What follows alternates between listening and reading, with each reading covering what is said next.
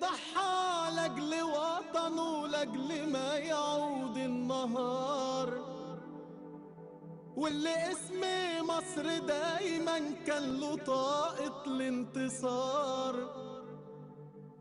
اللي ضحى لاجل وطنه لاجل ما يعود النهار، واللي اسم مصر دايما كان له طاقة الانتصار.